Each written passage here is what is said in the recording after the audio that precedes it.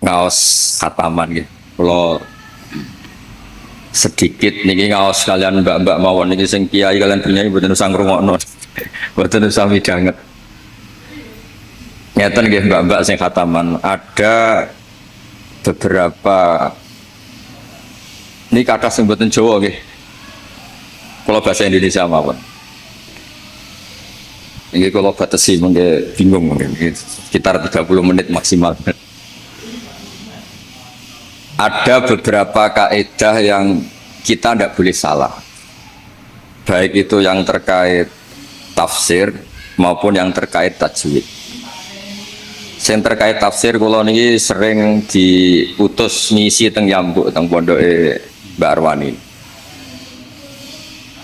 Ada hal yang setiap mufassir itu mesti menulis begini teng Fatihah. Wa yuqaddaru qabla qaulihi ta'ala iyyaka na'budu qulu. Sebelum iyyaka na'budu itu harus ditakdirkan itu ada komponen kata yang dibuang. Gini ku kata-kata napa? Qulu, katakanlah. Kenapa demikian? Karena iyyaka na'budu itu kita yakin itu dawuh Allah. Kalau itu dawuh Allah, masa iya Allah ngendikan ke kita iya karena budu. Ya saya ulang lagi logikanya gitu. Masa iya Allah ngendikan ke kita iya karena budu, berarti Allah yang nyembah kita. Masa Allah ngendikan ihdinas siratal mustaqim, tunjukkan jalan yang benar. Maka ngendikan Imam Tobari iya karena budu itu dawuhnya Allah yang sudah dikasihkan ke kita.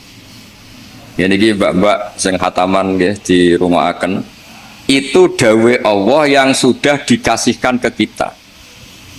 Cara Allah mengasihkan ke kita gimana? Allah bilang ke kita, wahai para hamba-hambaku, katakanlah iya kana budu. Wahai para hambaku, katakan dalam doa kamu ihdinas siratal mustaqim. Karena kalau itu kamu anggap masih kata-kata Allah yang tidak diberikan ke kita, berarti Allah ngendikan ke kita iya karena itu kan bukan mungkin, masa iya Allah nyembah kita. Itu hal-hal yang menjadi lazim untuk ilmu tafsir yang kategorinya cara kula nggih pun fardhu ain, karena memang harus diketahui. Ya kalau baleni malah gitu. Jadi ada ayat-ayat Allah yang sudah diberikan ke kita dan itu milik kita. Ini ku misalnya napa iya kana abudu wa iya kanas. Itu adalah kalamullah, kalamnya Allah yang kira-kira begini, Allah bilang ke kita, ulu kalian semua harus mengatakan iya kana abudu wa iya kanas. Dan ketika kalian berdoa harus mengatakan ihdinas siratal mustaqim. Nah sebab niku termasuk kelaziman dalam ngaji Quran selain tadi ilmu tafsir juga tajwid yang mendesak itu wakaf. Ini ki ngapunten sangat teng Gusmo teng ning elok kula tutu poin mawon karena kula niku pancen pantangan pidato misi ngasih ngeten pantangan. Siji nggih kula yakin Pak Yai pun saged didik santrine. Dadi mboten perlu ngurbano kula kan ngisi. Ini cerita sing pokok-pokok mau. Yang harus mendesak sebelum tahu diroyahnya kajiannya itu adalah ngerti wakaf. Wakaf itu di Indonesia itu sudah ditandai sebetulnya sama lajnah. Saya termasuk yang dimintai pendapat sering mas. Tapi beberapa tradisi di Indonesia itu kan wakaf niku anut guru. Misalnya di tradisi sanad kita, misalnya di surat Yusuf biasanya diwasolkan inna abana lafi dholalin mubin ini qatulu Yusuf awitrahu. Terus kita dikritik sama pihak-pihak Arab Saudi karena tradisi mereka kalau al-waqfu ala ru'usil ayi, wakaf di awal di akhir ayat itu baik. Tapi kita ngikuti tradisi guru-guru kita yang sudah melatih kita dengan makna. Sehingga kadang-kadang kita ini nggak nyaman, misalnya fawailul lil musallin, maka celaka bagi mereka yang sholat. Itu kalau lil musallin berhenti, semaknya berhenti, atau anaknya rewel berhenti, hanya ditulis oleh malaikat, ini mbak-mbak baca fawailul lil musallin, neraka wel atau kecelakaan bagi mereka yang sholat. Sehingga terus diatur sedemikian rupa di era Mbak Arwani, Mbak Munawir, di era guru-guru kita, ditandai beberapa aturan, ini nggak boleh wakaf, ini harus wasol. Tapi kemudian di era modern itu al-waqfu ala ru'usil ayyi itu dianggap sunnat, diyakini sunnat. Nah, saya sendiri sebagai pribadi itu yang penting tidak wakaf di hal-hal yang fatal. Saya cerita ini ada Gus Idror, menantu di sini dan putra guru saya Mbah Maimun. Mbah Maimun itu pernah ada anak-anak yasinan. Ketika yasinan jenis santri cepet-cepetan fala yahzunka qauluhum, terus diwasolkan fala yahzunka qauluhum inna na'lamu ma yusirruna ma yu'linun. Itu keluar marah-marah, duka besar. Karena ketika itu diwasolkan, ya kalau ngomong ulumul Quran dan pribadi matur. Ketika itu diwasolkan, maka inna na'lamu itu jadi makaulul kaulnya orang-orang kafir. Jadi fala yahzun mongko aja sampai nyusahno ka ing sira Muhammad apa kauluhum omongane wong kafir. Rupane omongan inna na'lamu ma yusirruna ma yu'linun kan fatal betul. Muhammad, engkau jangan risau atas komentar orang-orang kafir bahwa saya, Allah, kami, Allah ini tahu apa yang mereka sembunyikan maupun yang mereka perlihatkan. Maka di situ jelas harus wakaf. Fala yahzunka qauluhum. Muhammad, kamu jangan risau ocehan atau omongan orang-orang kafir yang ngomong kalau kamu itu tidak rasul. Qauluhum bi annaka lasta mursala. Terus qala ta'ala tasliyatan li nabihi inna na'lamu. Terus kemudian Allah menasihati nabinya, Muhammad kamu tidak usah susah atas komentar orang kafir karena inna na'lamu ma yusirruna wa ma yu'lin. Sebab itu benar-benar fatal ketika kita misalnya yasinan, ya terutama bapak yang sudah khotimat, yang sudah pinter. Kalau masyarakat kan penak, masyarakat itu selalu menang, penak. Baru kayak rafaham itu kepenak, malaikat yang ngisap ya males. Ngus maca Quran kok disalahno. Lane kula niku tak kenang saking Mbah Mun niku, aku iri hak wong bodho iku iri. Islame pas-pasan ra tau wedi suul khotimah. Kene wis kiai kaji tahajud witir cek wedi suul apa? Khotimah. Jadi wong awam mak penak pokoke Islam supaya mati ya mati, ora tau kepikiran suul apa? Khotimah. Nah, mun kiai kados jenengan repot. Islam khusyuk ibadah cek donga ya wedi suul apa? Mohon kalau terang nomade di level ilmu, di level penelitian itu memang masalah.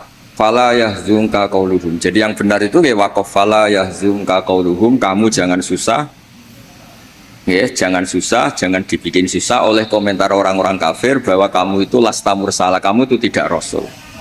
Terus Allah memulai penjelasan, kamu tenang saja Muhammad, karena aku kata Allah inna na'lamu ma yusirruna wa ma yu'lin. Terus contoh malih misalnya begini, yudkhilu may yasha'u fi rahmati. Kadang ada yang wakaf wa dzalimin, itu kan berarti jadinya apa? Allah memasukkan rahmatnya orang-orang yang dikehendaki. Kalau kamu wasol kemudian wa dzalimin dan wakaf di wa dzalimin berarti apa? Dan Allah memasukkan orang-orang zalim di rahmatnya. Nah hal-hal seperti ini kalau suwun mbak-mbak memang meskipun misalnya kita diroyahnya gagal itu jangan sampai secara tilawah yang mutalakotan min afwahil masyayikh yang kita punya sanad itu jangan sampai tidak bisa, karena itu sekali salah itu fatal. Makanya kata Ibnu Jazari wa ba'da tajwidi kalil hurufi la budda min ma'rifatil wujud. Saya berkali-kali kalau ngaji cerita kenapa Imam Asim meriwayati Hafiz itu ada saktah 4. Saktah 4 saja itu dikritik penggemar Imam Asim, sebetulnya bisa ratusan. Ya alhamdulillah qiraatu Asim meriwayati Hafiz itu saktah hanya berapa? 4. Ini ku teng Kahfi, awal Kahfi, terus teng Yasin, terus wakilaman Rokin sama di surat Tatfif atau Mutafifin kalla balrona. Nah kenapa ada sakta? Kalau sering cerita supaya ini tiang-tiang yang seneng Quran itu hati-hati. Memang harus sakta.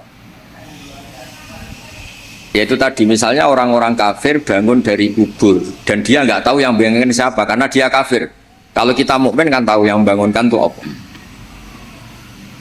Ketika mereka bangun, mereka terus tanya, "Mam ba'atsana mim marqadina." Mantai sapa iku ba'atha nangekno sapa man ing kita mim marqadina saking turu kita. Itu orang kafir mungkirul ba'si yang ingkari ba'at, tanya, "Mam ba'atsana mim marqadina." Terus Allah menjawab bilisanil malaikah, "Hadza ma wa'adar rahman wa sadaqal." Karena yang awal ini qaulul mustafhim, orang tanya. Kemudian yang kedua itu qaulul mujawib, yang jawab, maka harus disakta. Manfaatana mim marqadina. Terus dijawab, "Hadza ma wa'adar rahman wa sadaqal mursalin." Nah, bayangkan misalnya bagi orang yang ngerti Quran, itu dibaca langsung. Manfaatana mim marqadina, semua kacau semua. Sehingga sakta itu secara diroyah, kata kitab kulon gak ada kitab namanya Al-Qira'at al-Asyr, karangane orang-orang yang sangat-sangat menekuni Quran. Kata beliau, sakta, wakof, taktek, apapun namanya yang harus dipenggal itu memang harus dipenggal. Kalau ndak itu bahaya. Ya misalnya yang terkenal dia tentang kafi. Allah itu mensifati kitabnya apa? Alhamdulillah alladzi anzala ala abdil kitab terus walam yaj'al lahu iwaja. Di walam yaj'al lan orang gawe sapa Allah taala lahu ing kitab Quran. Ora digawe iwajan ing bengkok. Kalau kamu baca langsung qayyiman lan ora digawe ingkang jejeg. Berarti Quran itu ya ora bengkok, ya ora. Itu fatal betul. Tapi kalau jadi sakta, disaktahkan itu terus normal. Walam yaj'al lan orang gawe sapa Allah lahu ing Quran to maring Quran ora digawe iwajan ing bengkok. Sakta ora bengkok iku apa? Qayyiman, tegese jejeg. Terus kata ulama-ulama dalam dialog seluruh dunia, tidak hanya di Arab, di seluruh dunia, karena lughat itu rasanya sama, dzauqiyatul lughat itu sama, seluruh dunia sama. Saya misalnya bilang ke santri saya, "Cong, jangan belikan sate, pecel, rawon." Pasti semuanya ini manhiyat. Cong, saya jangan belikan sate, pecel, rawon. Ini semuanya apa? Manhiyat, nggak boleh. Tapi kalau kata-kata saya, "Cong, jangan belikan sate, mandek, rawon." Berarti jangan belikan sate, tapi belikan rawon. Jadi berkahnya sakta itu tidak ada tasallutul amil. Amil yang depan itu tidak amal pada amil yang berikutnya. Jadi hanya walam yaj'al lahu iwaja. Ya iwaja saja yang jadi maf'ul banya yaj'al, bukan qayyiman. Nah, hal seperti ini ulama itu sangat tahu, bukan sekedar tahu, sangat tahu. Sehingga terus ijtihadnya Imam Asim itu harus disakta. Nah, orang-orang perawi tajwid itu memang kadang-kadang hanya talaki. Talaki itu pokoknya anut guru. Sebetulnya juga harus dijelaskan sakta, wakof, takta itu fungsinya sama. Yaitu kata-kata di depan yang harus terputus, harus terputus. Terus yang terakhir kalau contoh wakof itu yang ini paling fatal, lebih fatal lagi karena bisa menyinggung banyak malaikat. Wa kadzalika haqqat kalimatu rabbika 'alal ladzina kafaru annahum ashabun nar. Allah sudah menitahkan secara pasti bahwa orang-orang kafir itu pasti ashabun nar, pasti penghuni neraka. Misalnya Anda wasol, itu bisa berurusan dengan malaikat hamalatul arsy. Kalau Anda wasol berarti kan gini. Wa kadzalika haqqat kalimatu rabbika 'alal ladzina kafaru annahum ashabun naril ladzina yahmiluna al-arsy wa man hawlahu yusabbihuna bihamdi rabbihim. Itu kan fatal betul. Dan sudah kepastian Allah kalau orang-orang kafir itu ashabun nar, penduduk neraka. Siapa penduduk neraka itu? Alladzina yahmiluna al-arsy, yaitu malaikat-malaikat yang bawa apa? Ars. Jadi hal-hal seperti ini memang lani kula nggih syukur ditakdir radi ngalim nggih syukur. Dadi nek maca Quran niku malaikat itu gak gawok. Dianggap normal. Menawa cara kula dadi malaikat roh macane Quran mungkin nggih mbak-mbak sing ngrungpati ngaji. Diwaca digubut sementing ordere selesai khataman niku. Semaan sementing bar. Niku ya pancen masalah tenan. Karena tadi ada lafat-lafat atau kalimat atau untaian kata yang kalau diwasolkan itu masalah. Ashabun nar itu adalah orang-orang kafir. Sementara alladzina fil arsy itu terkibnya mubtada. Berarti begini yang benar. Alladzina utawa ngakeh utawa para malaikat akeh sing yahmiluna al-arsy sak teruse ku yustabbiquna bi hamdi rabbihim wa yu'minuna bihi wa yastaghfiruna lil ladzina amanu. Sekolah suwon yang babak ngeten misalnya mbak-mbak buatan koper diro ya. Gue kepengen nikah, baru payu nikah. Sudah serah koper diro, soalnya ngaji. Kulo nu ngertos sanate ning elok ngaos teng kene Ki Nawawi ngrukem ngaos teng kene Mbak Arwani. Ki Nawawi niku koncone bapak kula. Zaman sami-sami teng Kudus. Beliau dulu malah manggen teng pondok buyut kula, manggen teng Damaran Ki Nawawi ngrukem. Jadi ketika niki kula ngomong namung fokus ulumul Quran. Jadi terus dikaranglah kitab-kitab ulumul Quran yang spesial wakaf. Karena wakaf itu yang paling fatal kalau salah itu paling fatal. Ya ada soal misalnya wa kadzalika haqqat kalimatu rabbika 'alal ladzina kafaru annahum ashabun nar, kok terusane diwasolno alladzina hamilunal itu malaikat aras bicara bener. Biasa semaan ngawur mosok malaikat hamalatul arsi jadi ashabun nar itu kan fatal. Garo-garo. Mulane donga mawon sampean.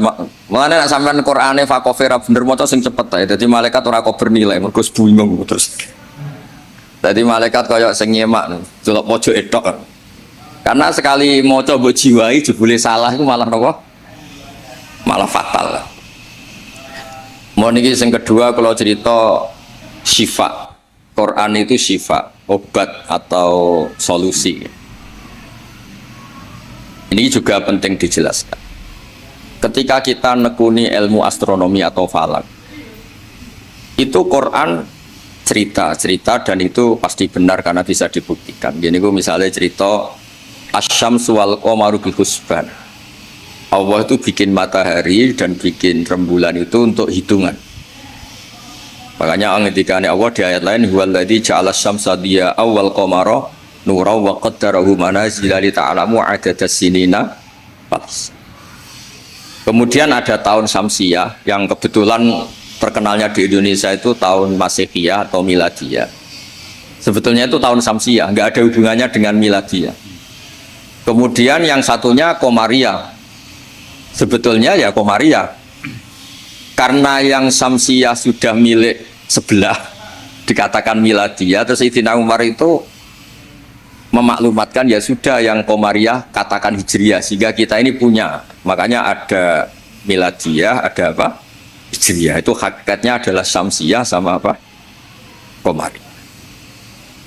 Sehingga peneliti astronomi itu juga suka sama Quran. Karena itu juga memenuhi hasrat mereka yang suka ilmu. Terus la syamsu yambaghi laha an tudrikal qamara wal lailu sabiqun dan seterusnya dan seterusnya. Kemudian ada orang itu juga suka sosiologi, suka ilmu sosial. Dan itu yang saya sering setiap misi di Jogja mesti saya itu cerita ilmu sosial. Ilmu sosial itu kebetulan bapak sosiologi itu yang paling dikenal jenis Ibnu Khaldun, punya kitab namanya Muqaddimatu Ibnu Khaldun. Kalau sinau tenanan di sinau tajribah, maksudnya penelitian sosial juga sinau kitab-kitab. Kata Ibnu Khaldun begini, dan ini harus dihayati, dilakukan ketika mbak-mbak pulang. Andai kan Rasulullah SAW itu setiap hari bisa terbang Mekah Madinah, setiap hari Mi'raj. Tapi Nabi itu kikir misalnya, tentu ini misalnya, kikir setiap ketemu orang itu misoi, ketemu orang itu menyakiti, merugikan. Itu tetap tidak akan diikuti. Jadi misalnya kulon gak ada kiai atau gak ada konco, sing tiap hari itu terbang di Mekah, Jumatan ini Mekah, Wopo ini Mekah terbang betul numpak pesawat, ngirit keramat tapi ngirit. Tapi dia medit, nak diutang kulo ya orang nyaur, ketemu kulo misuh, tetap tidak saya hormat. Tapi kalau dia orang kebanyakan, nggak bisa terbang, nggak bisa apa, ambek kulo lomo, ambek kulo santo, nggak pernah merugikan saya, tetap saya hormat. Sehingga para pakar-pakar di semua, di seluruh dunia, itu menghormati betul sisi sosiologi Quran. Gini kok Allah ngendikan tentang kekasih, Fabima rahmatim minallahi lintalagum walau kunta faddun ghalidul qalbi lan faddu min hawlik. Muhammad, kamu dicintai orang banyak itu karena layinal janib. Kamu itu santun, kamu itu menarik, kamu itu simpatik. Walau kunta faddun ghalidul qalbi lan faddu min hawlik. Kalau kamu itu angkuh, keras hati, orang sekeliling kamu pasti bubar. Misalnya kula nu wonten Zaid, bedino iso terbang ning Mekah. Bariku kok nyolong pitik kula, tak ora tak arani maling, ora tak arani wong keramat, tapi tak arani maling. Wong iso terbang Mekah tapi wong nyolong pitik tetep tak arani maling, mboten tak arani tiyang napa? Tapi ra iso terbang ning Mekah. Tapi ngekeki sampean alpat, tetep ki matur nuwun wong apik. Nah, sehingga ini ngendikan ulama, bukan ngendikan kula. Sehingga mukjizatnya Nabi Muhammad SAW itu ya peradaban itu. Wa istuli utamima makarimal akhlak, peradaban.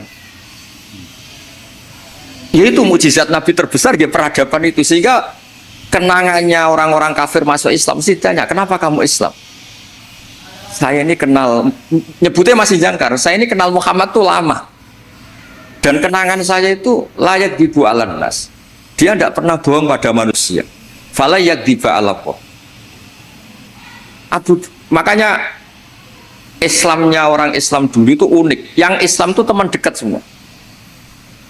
Bojone sampean, mbak-mbak iso ben ati bojo, orang-orang ngandel wis sing lanang. Kok nak melarat mangkel mergo kere, nak sugih kepen wayah, ruwet pokoke wong lanang ruwet. Tapi Nabi itu sing pertama iman Sayyidah Khadijah.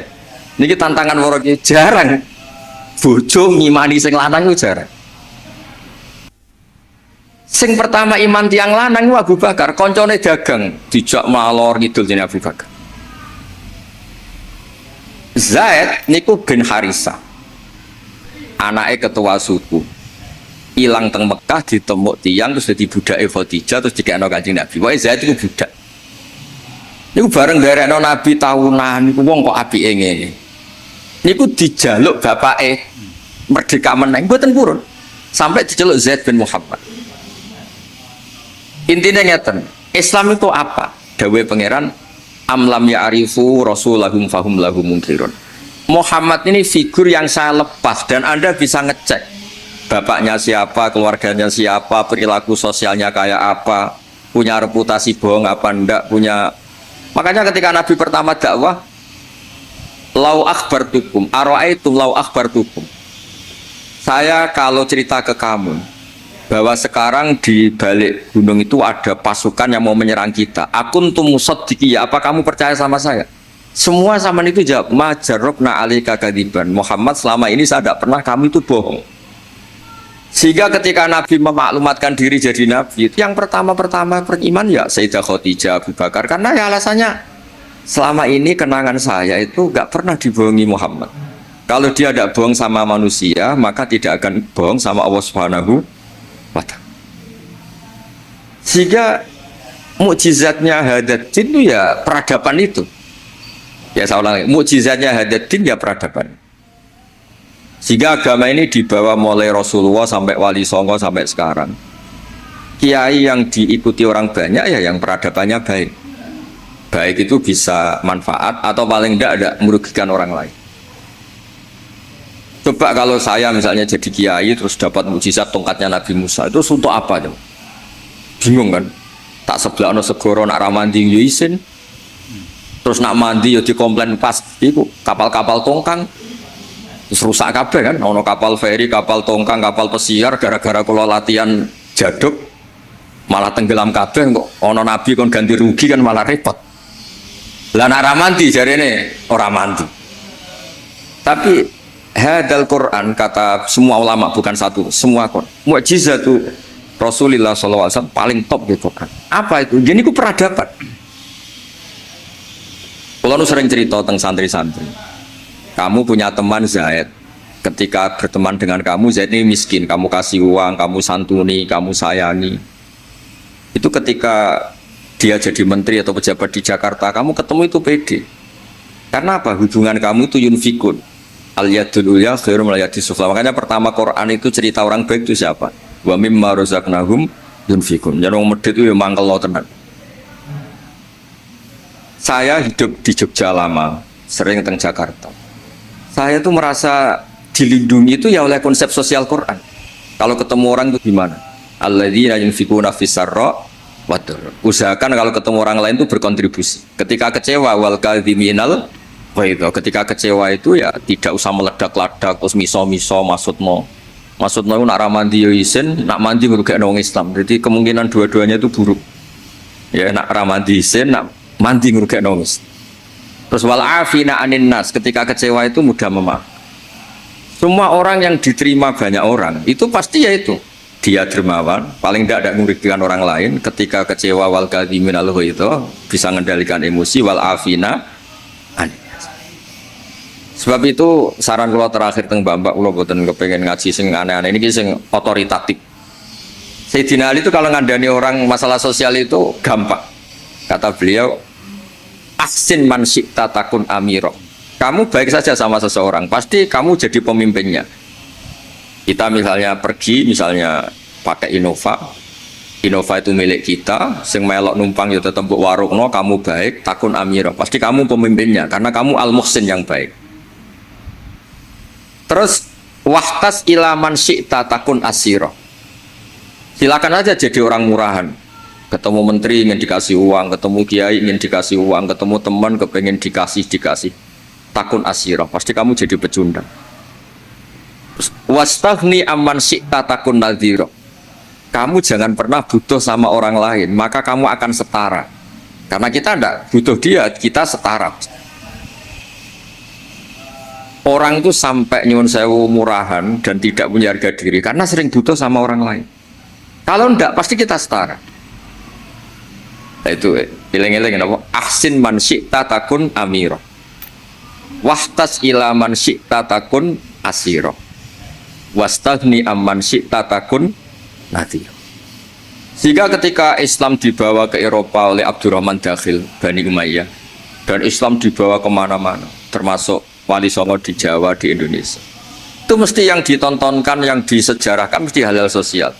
Kayak Sunan Giri ya terkenal, kayak klambi wong sing wudo, kayak mangan wong sing lesu, kayak tongkat wong sing wuto, mesti filosofinya semuanya sosial. Dan sosial ini yang akan ngawal kita ila yaumil. Makanya kalau suwun pun boten usah bayangno wiridan terus dadekno jenengan keramat boten. Kula bolak-balik matur teng semua kesempatan ngaji dawuh Ibnu Khaldun, hadza Rasulullah ahabbul khalqi ilallah. Ini Rasulullah, orang paling dicintai Allah. Itu saja kena khitab walaupun tafadzur ghalidul qalbi lan faddu min Rasulullah sing man uyida bil kauni kulli, orang yang bisa memanfaatkan alam raya ini sebagai mukjizatnya. Nabi bisa ngendikan sama kata, Nabi bisa ngendikan sama dob. Waddob wal ghazala yasyadani laka birrisalah. Hewan-hewan yang nggak bisa ngomong itu sakit ngomong, menyaksikan kalau Nabi itu Rasul. Batu bebatuan di Mekah salam sama Nabi. Kalau engkau ini ya Rasulullah. Itu pun kalau Nabi salah secara sosial, misalnya Nabi kok senang misoh, senang merugikan orang lain, itu tetap lan faddu min khaliq, orang akan bubar. Makanya jika Ibnu Khaldun, hadza Rasulullah ahabbul khalqi ilallah. Itu saja kena aturan harus sosialnya baik. Kalau ndak lan faddu min khaliq. Jadi walaupun tafadzun khalidul qalbi lan faddu min khaliq. Padahal Nabi ini kata Ibnu Khaldun, man lau sya'a uyida bil kauni kulli, orang yang kalau Allah menghendaki bisa memanfaatkan seluruh alam raya ini sebagai kekuatan mukjizat. Itu saja harus ngikuti tatanan apa? Sosial. Ini tidak boleh napa? Fadzon ghalidul qalb. Sekali itu terjadi lan faddu min, pakai lam taukid. Jadi kalau dimaknani model makna kiai-kiai kuno, walau kunta diparil itu berarti nggak terjadi. Lau itu imtinaiyah, jadi itu gak terjadi. Walau kunta diparil, diandekan ono sapa sira Muhammad itu fadhon wong sing angkuh atau sing sombong, sing atos atine walidul qalbi lan fadhu yaktine mesti bubar. Lah itu mesti bubar sapa ngake min khaulik saking sekeliling kamu. Ya dados kula suwun niki ya kudune terakhir jen kula niku gini niku Gusmo ning elok wae amun utang malih niki wonten Gus Sidr kula niku tiyang sing kathah sinau nganti saniki kula niku tesih sinau mboten kok krana kepengin pinter nggih mboten. Kula niku sinau seneng. Senenge nggih pokoke seneng. Kula niku nak termasuk kiai sing mboten nampa tamu itu mboten krana sombong, kula nggih mertamu kula nggih pendak ngaji. Kula nak ngaji ramah, tapi nak mboten krana menapa niki mboten membela diri mboten. Karena kula niku kepengin mawon konstruksi tafsir di Indonesia niku ya ngikuti ulama-ulama dulu. Caranya gimana? Ya kita baca. Kalau kita tidak baca itu ya akhirnya Islam menurut saya. Itu kan lucu, Islam kok menurut saya. Nabi ora, kiai ora, wali ora, terus Islam menurut saya gini.